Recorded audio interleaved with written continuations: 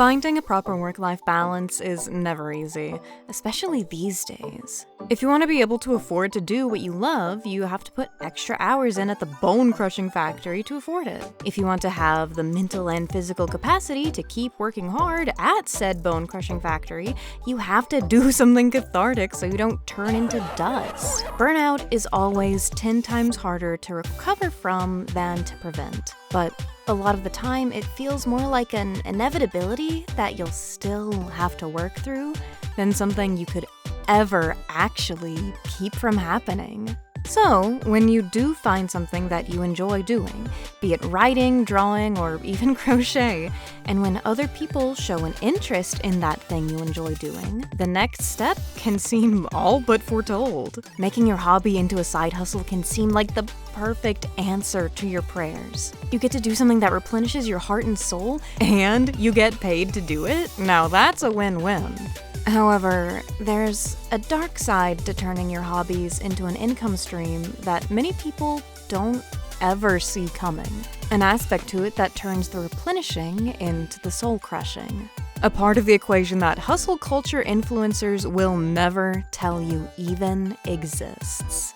Hey ya out there to all my big brothers, sisters, aunties, uncles, and of course, mommies, daddies, siblings, and guardians. It's me, your bite-sized baddie and favorite little brother Mark. Hey, did you know I stream on Twitch every Tuesday, Wednesday, and Saturday? If you like my content and want to hang out, come by. I'm sure it'll be a lot of fun to see you. Yes, the Flatland novella versus film video is still coming out, it's just taking a little bit longer to script than I anticipated. So I hope you'll enjoy the shorter videos I'll be putting out in between then and now. Alright, all fancy wording aside, the main detriment to making your hobbies into paid work that I think most people forget about is pressure.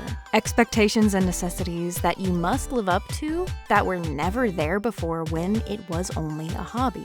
The saying goes that if you do something you love, then you'll never work a day in your life, but that is entirely false. You might have fun working, but it is still work.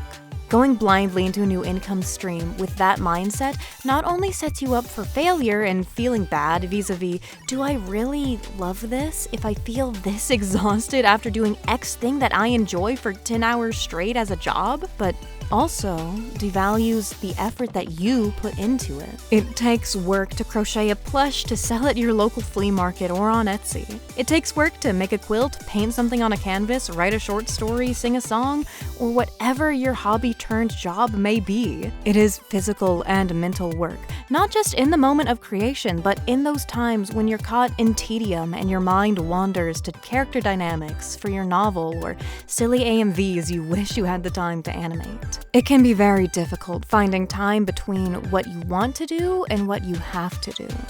Of course it's possible, and doing something you enjoy for work is a great deal more rewarding than a 9-to-5 for most. However, the longer you do something you enjoy for monetary gain specifically with the intent for monetary gain, the less fun it tends to become. I see it as a connected pair of water containers, one labeled as fun and relaxing, and the other labeled as profitable and marketable. The more relaxing something is for you to do, the less profitable it tends to be. The more marketable and profitable something you create is, the less time you have to make it fun or relaxing. There may be those 1 in a million chances that can be both at once, like becoming a cute e-girl streamer that people pay out the butt to watch doing her nails or lounging in a hot tub or what have you.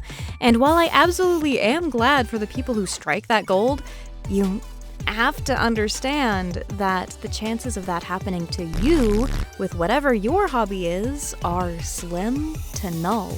As an artist who also draws for fun, you might find this advice a bit hypocritical coming from me. However, when you look at things a bit more closely, it's easier to see the difference in things that I draw for myself, things I draw specifically for work, and things I draw on commission. Maximum effort goes into what I create for work and commission. Meanwhile, the drawings I make for fun are either much less detailed or take literal months to finish. Additionally, I also have things that I consider hobbies done just for fun. Animation, for example, is something that I only do for fun because I know I do not have the mental capacity to do it on a timetable or for a grade, so to speak. I love doing it, and realistically would love to monetize it in some way if I could, but man, I cannot. Simply because I do not have the time between work art, work streaming, and what I actually do use as a decompression hobby to really commit to animation. Similarly, I write. And yeah, I'm working on a novel to publish for money, but these days I'm writing free fanfic on AO3 more often. Just because there's a character I like and I had an idea about them. Who am I to deny myself the right to, make reader insert fic?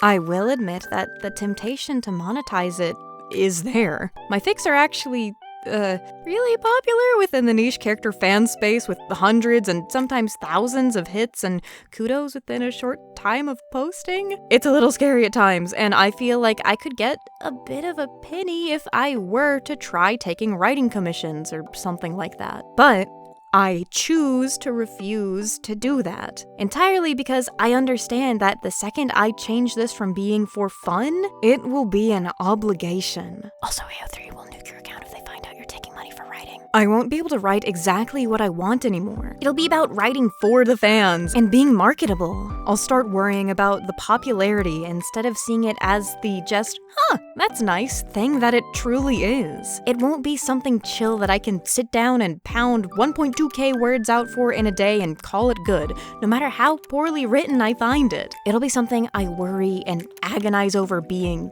good. Because it's not for me. It's for everyone else and what I expect them to want. If I make content that's self-indulgent and other people enjoy it, great. That is nothing but a cherry on top. There's no set rules that you have to follow for your own entertainment. Well, okay, so long as you don't hurt others. And I don't mean in the internet morality, you made something I don't like and so you're hurting me way. I mean, as long as your hobby isn't intimately harassing people online by making NSFW of their OCs against their will or doxing people, things of that caliber. The pressure that monetizing something you did for fun brings tends to ruin that fun by adding stress where before it had not been, and it taints it, making it not only harder for you to want to do, but making it harder in general to actually create the content you were enjoying doing for fun. It can also make it harder to actually let go of the creations that you make. Fun fact, I wanted to make this video specifically because of a weird social interaction I had a while back. Basically, I saw someone advertising an adoptable that I fell in love with instantly. I asked to buy it and the seller agreed to sell me it, but then asked how I plan on using said adoptable. I told them a plan I had in relation to using the character for a wildlife conservation effort that I am very passionate about offline, and then the seller ghosted me for a day before telling me that they didn't actually have time to do the transaction due to a real life issue. I said, no problem, your health comes first, please keep me posted and let me know when I can send you the money. But it turns out that they relisted the adopt for a higher price and added a message to the new posting of it that they would retain the right to choose if your vision for the character was good enough to let you buy it. Fuck the wildlife conservation effort, I guess. I'm not gonna lie, it hurt my feelings a bit, but looking further into their account, it just seems like the artist didn't actually want to sell the character? That they made the adopt for fun and grew attached, but felt that they needed to sell it because otherwise they didn't have any use for the character and they have bills to pay. And that is something I despise about the culture built up online these days. There's no scarcity of space in your heart or brain for OCs, and it is okay and good to make something just for the heck of it. I feel like the pressure to monetize everything we do as artists and humans is a hindrance. The way so many things are framed makes it to where you spend more time worrying about the profit than the goal of having fun with your hobbies, telling you that a hobby is useless if it isn't gaining you revenue. You are a human, not a robot. You need fun and relaxation in order for your brain not to pickle itself. You will have some form of breakdown if you don't allow yourself to have something that is just for your brain to relax to. That's one of the reasons there are so many power fantasy animes out there.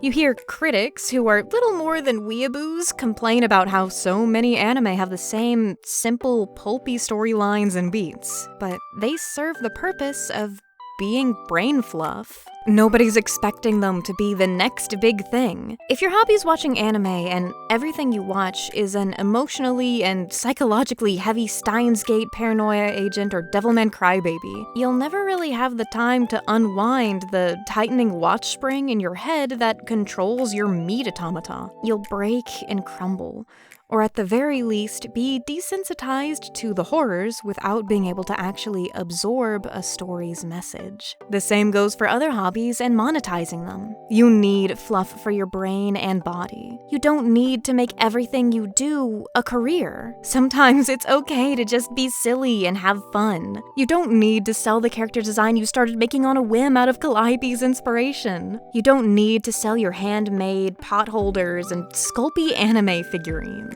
You don't need to set your soul on fire just to keep yourself warm, because in the end, that will leave you with nothing but cold ash in its place. What do you think, though? Have you ever monetized a hobby before? How did it turn out? Did it go well, or did you wind up feeling more burnt out than ever? Let me know in the comments down below. And thank you for making it this far into the video. If you made it this far, go ahead and leave our word of the day, moon, in a comment so that I know you're a real one. Thank you so much to my wonderful Patreon supporters. It really means the world to me that you like my content enough to show you care this way. At our brother, sibling, sister tier, we have Viri, Miss Mercuriel, Minnow, and Ash Valentine. At our mommies, daddies, and guardians tier, we have Mary and Kai. And at our gods, goddesses, and deities tier, we have Gods and Punks, returning deity Agent Ness, and our newest Patreon supporter, Inside Chaos. Thank you all so much for giving your support. I cannot express enough how much it means to me. And I look forward to seeing you in the next video. Like the video if you liked it.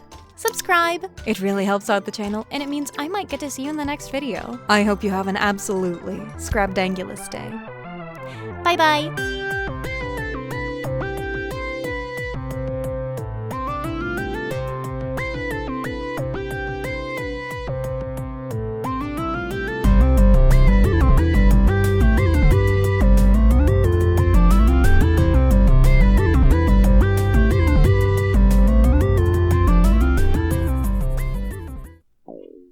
Hush, Tummy. Oh my god. You're not that hungry.